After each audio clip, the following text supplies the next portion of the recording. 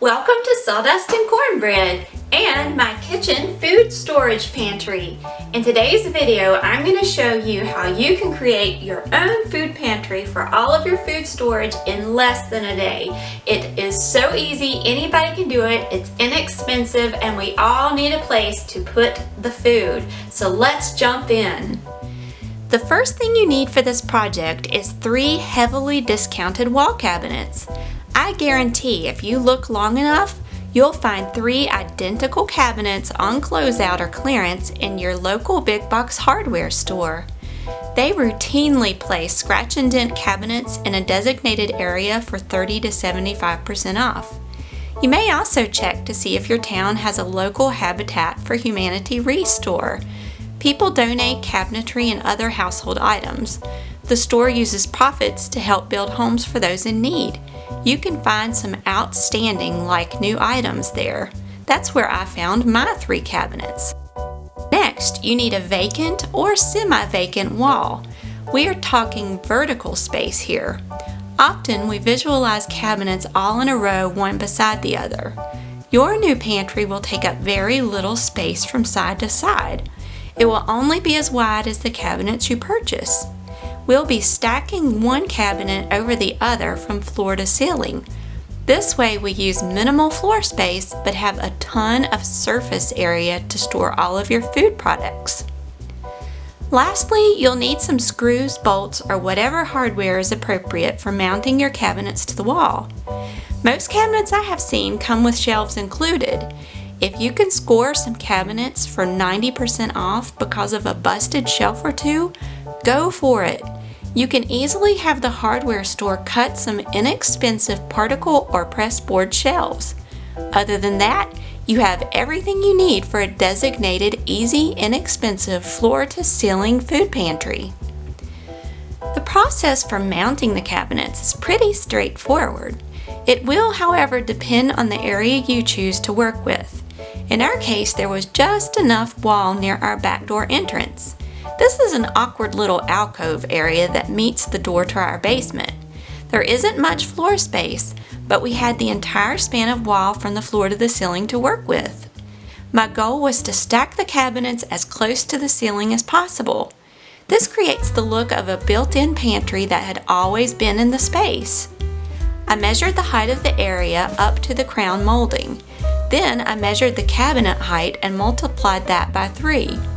Subtracting the cabinet height from the total amount available in wall height revealed there would be a few inch gap when I installed the cabinets. To remedy the space, I built a simple base using 4 scraps of wood. I cut 2 parallel blocks, the depth of the cabinets and the height of the gap. Be sure to subtract any thickness of the wood that's going to go on top of your base. I fit this under the sides of my bottom cabinet. Then I cut 2 more blocks of the same height to go under the front and back of my base cabinet. Finally, I cut a scrap piece of solid wood to fit perfectly on top of the rectangle base. I tacked this on top with finishing nails as well. Now that the base was built, I could begin assembling my pantry. To make the mounting process easier and the cabinets lighter, I moved all the shelves as well as the glass doors. This left the cabinet boxes. I set the bottom cabinet directly on the base I had built and slid it against the wall to the right. The original mounting holes did not line up with any of my wall studs, so I drilled some new holes and installed heavy-duty bolts with wide-width metal washers. The bolts go through the back of the cabinets and directly into the studs at the rear, top, right, and left corners. The washers are threaded onto the bolt and rest against the back inside wall of the cabinet box. With the first cabinet box securely in place, I stacked the second directly on top of the first and repeated the procedure. I did the same with the third cabinet box, placing it directly on top of the second.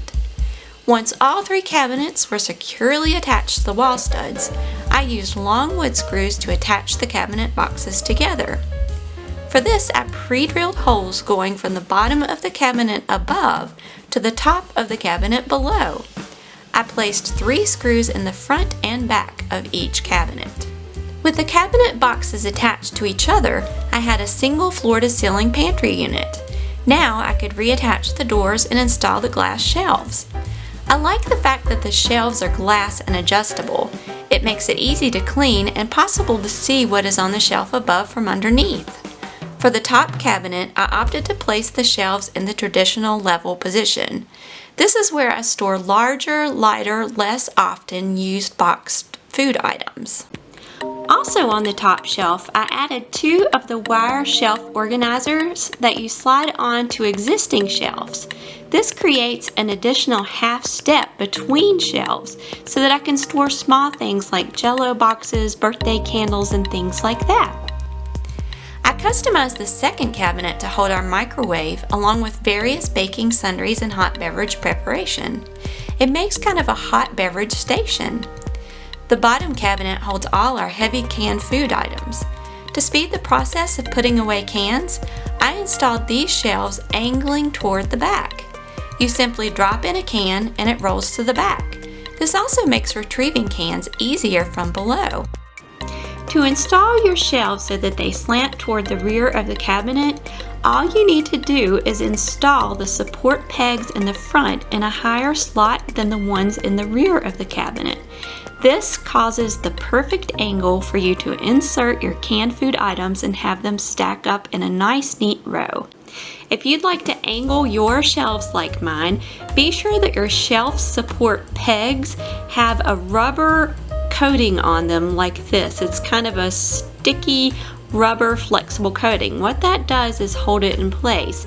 You don't want to use the typical plastic or metal uncovered pegs because these might not be as secure. Having a beautiful new pantry for all of our food created much needed additional space for cookware. It also inspired me to continue the pantry and add a slim broom closet beside and cleaning supply cabinet above. I'll share these simple yet amazingly helpful storage solutions in my next blog. I hope this easy, inexpensive pantry project inspires you to use the space you have to create the storage you want. For even more storage and organization ideas, be sure to visit the Sawdust and Cornbread blog. I post a new blog post every week. Thanks for joining me.